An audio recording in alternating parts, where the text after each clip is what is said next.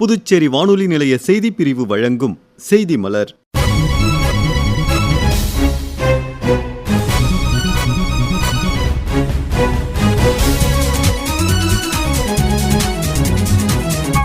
புதுச்சேரியில் நடைபெற்ற குடிமைப்பணி அதிகாரிகளுக்கு திறன் மேம்பாட்டு பயிற்சி அளிப்பது தொடர்பான புரிந்துணர்வு ஒப்பந்தம் செய்யும் நிகழ்ச்சி மற்றும் 100 நாள் காசநோய் விழிப்புணர்வு பிரச்சாரத்தின் தொடக்க விழா ஆகியவை குறித்த தொகுப்புகள் இன்றைய மலரில் இடம்பெறுகின்றன.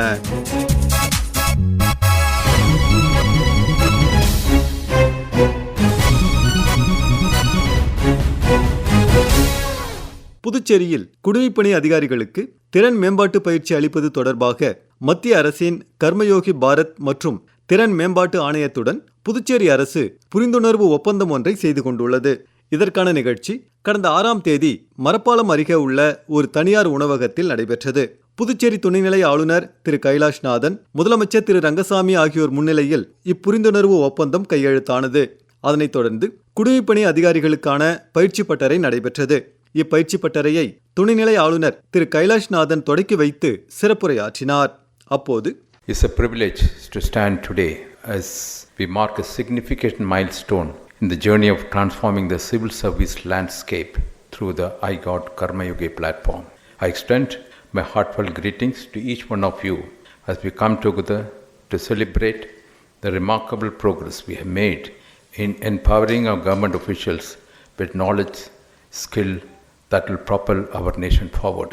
This Karma Yogi initiative was started, I remember, by the Honorable Prime Minister when he was the Chief Minister, Gujarat. இப்போ குஜராத்தில் 5 லட்சம் எம்ப்ளாயீஸ்க்கு நம்ம ட்ரைனிங் கொடுத்துருந்தோம். அண்ட் அந்த டைமில் chief minister use to give maximum importance training. இப்போ நீங்கள் ஆர்மியில் பார்த்தோன்னா டிஃபென்ஸ் ஃபோர்ஸஸில் ஒன்ஸ் யூ ஆர் ரெக்ரூட்டட் எல்லா ஸ்டேஜிலும் உங்களுக்கு ட்ரைனிங் எடுத்த பிறகு எக்ஸாம் பாஸ் பண்ண வேண்டியிருக்கு. இந்த ட்ரைனிங்கும் எக்ஸாம் எடுத்த பிறகு தான் உங்களுக்கு ப்ரொமோஷனே கிடைக்கும். இப்போ நம்ம கேஸில் எக்ஸாம் பாஸ் பண்ணிட்டோன்னா 35 வருஷமும் யாரும் கவலையே பட தேவையில்லை. ஒரு டாக்குமெண்ட் கான்ஃபிடென்ஷியல் ரிப்போர்ட் சிஆர் அதை மட்டும் எல்லா வருஷம் கேர்ஃபுல்லாக மேனேஜ் பண்ணால் போதும். பட் உங்களை சுற்றி பாருங்கள், திங்ஸ் ஹவ் சேஞ்ச். நீங்கள் 35 வருஷம் முன்னாடி வேலையில் ஆரம்பிச்சிருப்பீங்க. Now see the world outside. It is changing fast. உங்கள் குழந்தைங்களே பாருங்கள், 10ஆம் கிளாஸில் படிக்கிற பையனாக இருந்தாலும் அவனுக்கு இருக்கிற knowledge, awareness is far more than what we have. So it is imperative that we have to change ourselves. So it is from this context that because we are ruling the country for the next generation, அந்த ஜென்ரேஷனுக்கு என்ன தேவை இருக்கோ, எந்த தகுதி வேணுமோ அந்த தகுதி நம்மகிட்ட இருக்கணும். ஃபார் எக்ஸாம்பிள் நாங்கள் குஜராத்தில் இந்த ட்ரைனிங் போட்டிருந்தோம்ல, அதுலேருந்து 5 பேரை செலக்ட் பண்ணோம். ஒவ்வொரு ட்ரைனிஸில் பயோடேட்டா வச்சு அவங்களுக்கு எந்த விஷயத்தில் ருச்சி இருக்குன்னு நம்ம கண்டுபிடிக்கணும். இப்போ சிலவங்களுக்கு கல்ச்சரில் இது இருக்கும், சிலவங்களுக்கு சாகித்யத்தில் இன்ட்ரெஸ்ட் இருக்கும். அந்த மாதிரி ஆளுங்களை எடுத்து அந்தந்த டிபார்ட்மெண்ட்டில் போட்டோன்னா they will be able to perform very well.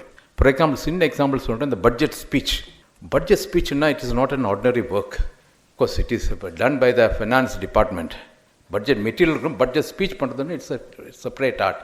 Correct word, correct sentence, correct language, correct use of the language, correct quotations, இதெல்லாம் சேர்த்தா தான் you can have a good budget document.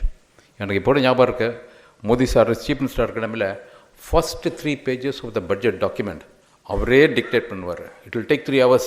நாங்கள் எல்லாம் உட்காந்து சுற்றி இருந்துட்டு 3 hours he'll devote only to prepare first 3 pages of the budget, because that sets the tone for the budget for that year. That is very, very important.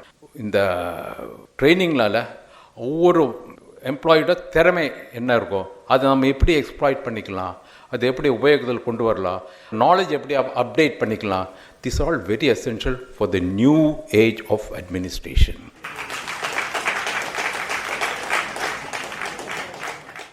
இந்நிகழ்ச்சியில் முதலமைச்சர் திரு ரங்கசாமி பேசும்பொழுது, நிர்வாக சீர்திருத்தம் அப்படின்னு சொன்னால் என்ன, என்னுடைய எண்ணம் எல்லாம் நிர்வாகம் என்பது ஒரு விரைவாக இருக்க வேண்டும், மக்களுக்கு சென்றடைகின்ற அரசனுடைய பயன் விரைவாக இருக்க வேண்டும், நம்முடைய மாநிலத்தின் வளர்ச்சி விரைவாக இருக்க வேண்டும், நாட்டினுடைய வளர்ச்சி விரைவாக இருக்க வேண்டும். இந்த நாட்டினுடைய வளர்ச்சி விரைவாக இருக்க வேண்டும் என்ற ஒரு எண்ணத்தின் அடிப்படையில் தான் நம்முடைய மாண்புமிகு பாரத பிரதமர் திரு நரேந்திர மோடிஜி அவர்கள் எத்தனையோ, அதாவது நீங்கள் பார்க்கலாம், இன்றைக்கி பெரிய ஒரு வளர்ச்சியை கொண்டு வந்திருப்பதை பார்க்கலாம். அது என்ன காரணம் சொன்னால், அந்த நிர்வாகத்தில் அவர்கள் எடுக்கின்ற முயற்சி, விரைவான ஒரு நடவடிக்கை விரைவாக இருக்க வேண்டும் என்ற ஒரு எண்ணம். எப்படி நம்முடைய நாட்டின் வளர்ச்சி விரைவாக இருக்கின்றதோ அதே மாதிரி புதுச்சேரி மாநில வளர்ச்சியும் சிறப்பாக இருக்க வேண்டும் என்பதுதான் எங்களுடைய எண்ணம். அதற்கு ஏற்றவாறு இந்த நிர்வாக சீர்திருத்தம் மிக முக்கிய ஒன்றாக இருக்க வேண்டும் என்பதை நான் இங்கே உங்களுக்கு கோடிட்டு காட்ட விரும்புகின்றேன். காலங்கெடுத்தாமல் குறைவான காலத்தில் எவ்வாறு மக்களுக்காக பணியாற்றி செயல்பாடு செய்ய முடியும், நம்முடைய நிர்வாக திறமையின் மூலமாக நாம் வளர்ச்சியை கொண்டு வர முடியும். இந்த ஒப்பந்தத்தின் மூலமாக நமக்கு அந்த பயிற்சிகள் அளிக்கப்பட்டு எதிர்காலத்தில் புதுச்சேரிக்கு நல்ல விரைவான முன்னேற்றத்தை கொண்டு வருவோம். இது ஒரு முக்கியமான ஒரு நோக்கம். இந்நிகழ்ச்சியில் சட்டப்பேரவைத் தலைவர் திரு செல்வம் உரையாற்றிய போது, பல்வேறு யூனியன் பிரதேசங்களோடு இணைத்து 13 மாநிலங்கள் இந்த கர்மயோகி நிகழ்விலே கலந்து கொண்டு இருக்கிறார்கள். புதுச்சேரியில் இணைகின்ற ஒரு விழா இங்கே சிறப்பான முறையில் நடத்தி காட்டியிருக்கிறார்கள்.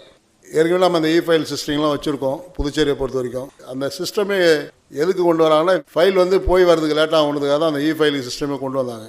மத்திய அரசினுடைய திட்டங்களை எல்லாம் எவ்வளவு எளிதாக கொண்டு வந்து புதுச்சேரி மக்களுக்கு சேர்த்து அதனால் ஏற்படுகின்ற பயன் பொதுமக்களை சென்றடைய வேண்டும் என்ற நோக்கத்திற்காக இது போன்ற திட்டங்கள்லாம் வகுக்கப்பட்டு இருக்கிறது.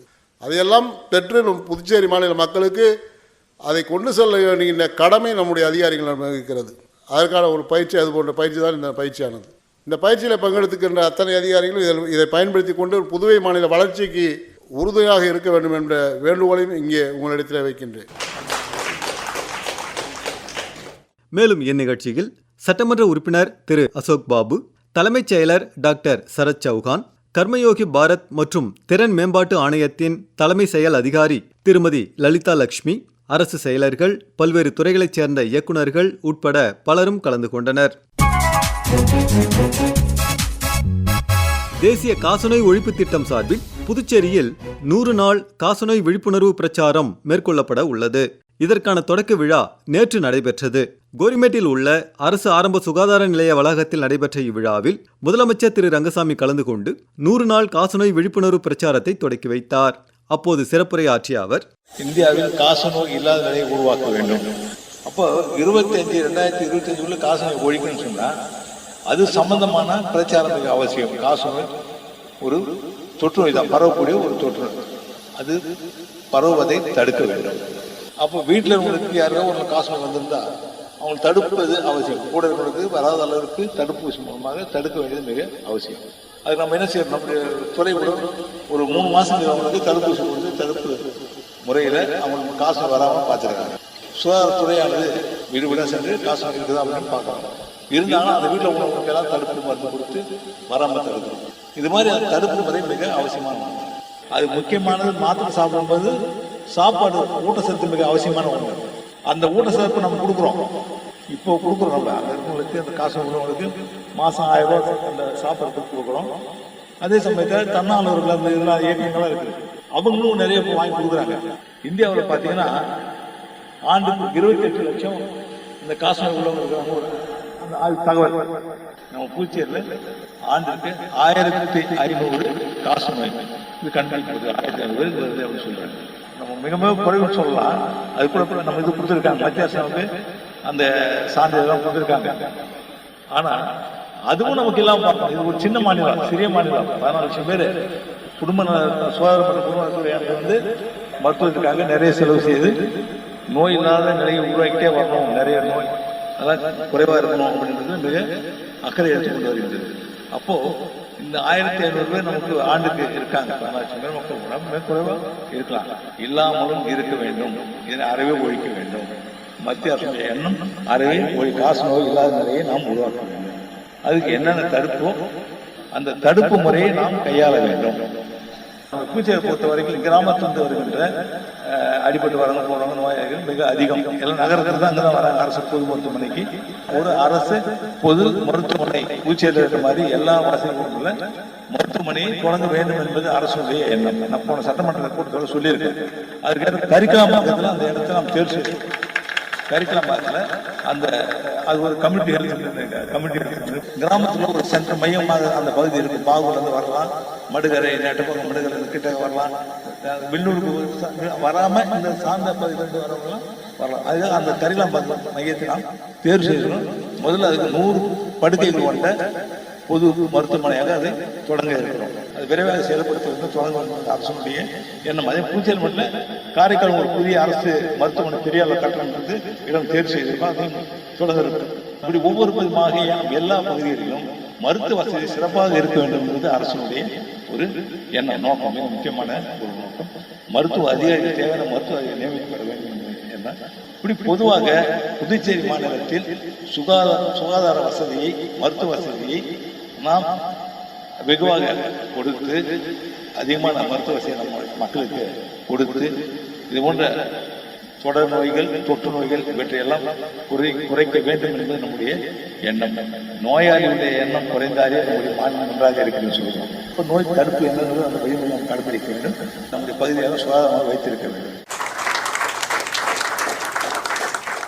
மேலும் இவ்விழாவில் சட்டமன்ற உறுப்பினர் திரு KSP ரமேஷ், மாவட்ட ஆட்சியர் திரு குலோத்துங்கன், சுகாதாரத்துறை இயக்குனர் டாக்டர் செவ்வேல், தேசிய சுகாதார இயக்கத்தின் திட்ட இயக்குனர் டாக்டர் கோவிந்தராஜ் மற்றும் மருத்துவர்கள், செவிலியர்கள், மாணவ மாணவிகள், பொதுமக்கள் என பலரும் கலந்து கொண்டனர்.